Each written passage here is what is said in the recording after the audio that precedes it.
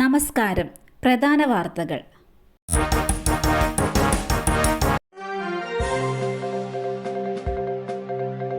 Civil police ഓഫീസറെ ഭീഷണിപ്പെടുത്തി പണം തട്ടിയ SI ബൈജുവിന്റെ കൂട്ടാളി അറസ്റ്റിൽ. കൊച്ചി സ്വദേശി ഷിഹാമാണ് അറസ്റ്റിലായത്.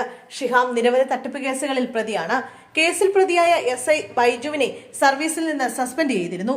പാലാരിവട്ടം സ്റ്റേഷനിലെ SI ആണ് KK ബൈജു. പ്രതി ബൈജുവിനെ അറസ്റ്റ് ചെയ്യാനുള്ള നീക്കത്തിലാണ് പോലീസ്. സ്കൂളിൽ നിന്ന് വയനാട്ടിലേക്ക് വിനോദയാത്ര പോയ വിദ്യാർത്ഥികൾക്കും അധ്യാപകർക്കും ഭക്ഷ്യവിഷബാധ. Kasaragod Kakkat government higher secondary സ്കൂളിലെ വിദ്യാർത്ഥികൾക്കാണ് ഭക്ഷ്യവിഷബാധ. ഭക്ഷ്യവിഷബാധയെ തുടർന്ന് 40 വിദ്യാർത്ഥികളും 4 അധ്യാപകരും ആശുപത്രിയിൽ ചികിത്സ തേടി. സ്കൂളിൽ നിന്ന് വയനാട്ടിലേക്ക് വിനോദയാത്ര പോയ സംഘത്തിലുള്ളവരാണ് കുട്ടികളും അധ്യാപകരും. ഇന്നലെയാണ് വിനോദയാത്ര പോയത്. കുട്ടികളും അധ്യാപകരും ബാണാസുര സാഗർ അണക്കെട്ടിനടുത്ത് നിന്ന് ചിക്കൻ ഉൾപ്പെടെയുള്ള ഭക്ഷണപദാർത്ഥം കഴിച്ചിരുന്നു.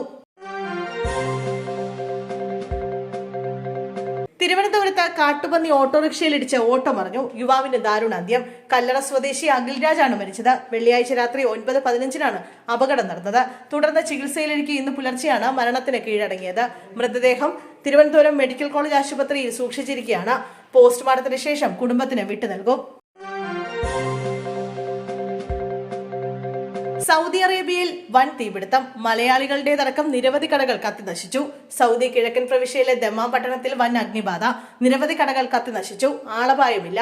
ദമാമിലെ വാട്ടർ ടാങ്ക് റോഡിൽ പ്ലംബിംഗ് കടയുടെ ഗോഡൌണിലുണ്ടായ തീപിടുത്തത്തെ തുടർന്നാണ് മറ്റു കടകളിലേക്കും തീ പടർന്ന് വൻ നാശനഷ്ടമുണ്ടായത്. മലയാളികളുടെ കടകളും കത്തിനശിച്ചവയിലുണ്ട്. അഗ്നിബാധയുടെ കാരണം വ്യക്തമല്ല.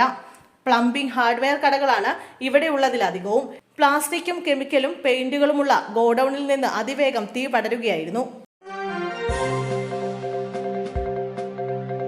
അധ്യാപകന്റെ കൈവെട്ടിയ കേസ്. പ്രതി സവാദിന്റെ നിർണായക മൊഴി. നിർണായക നീക്കവുമായി NIA. മൂവാറ്റുപുഴയിൽ അധ്യാപകന്റെ കൈവെട്ടിയ കേസിൽ കൂടുതൽ അന്വേഷണത്തിന് NIA. അധ്യാപകന്റെ കൈ വെട്ടിമാറ്റിയ പ്രതി സവാദിന്റെ മൊഴിയുടെ അടിസ്ഥാനത്തിലാണ് കൂടുതൽ അന്വേഷണം നടത്തുന്നത്.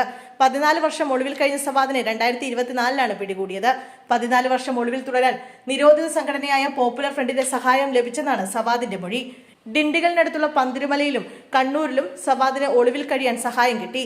ഇക്കാര്യത്തിൽ കൂടുതൽ അന്വേഷണം നടത്തേണ്ടതുണ്ടെന്ന് NIA കോടതി അറിയിച്ചു. സവാദിന്റെ വിചാരണ വൈകിപ്പിക്കാനുള്ള ദേശീയ അന്വേഷണ ഏജൻസിയുടെ മനഃപൂർവ്വമായ നീക്കമാണിതെന്ന് പ്രതിഭാഗം അഭിഭാഷകനും കോടതിയിൽ നിലപാടെടുത്തു. കേസിലെ 19 പ്രതികളെ കോടതി നേരത്തെ ശിക്ഷിച്ചിരുന്നു. 2019 പ്രൊഫസർ TJ ജോസഫ് ആക്രമിക്കപ്പെട്ടത്.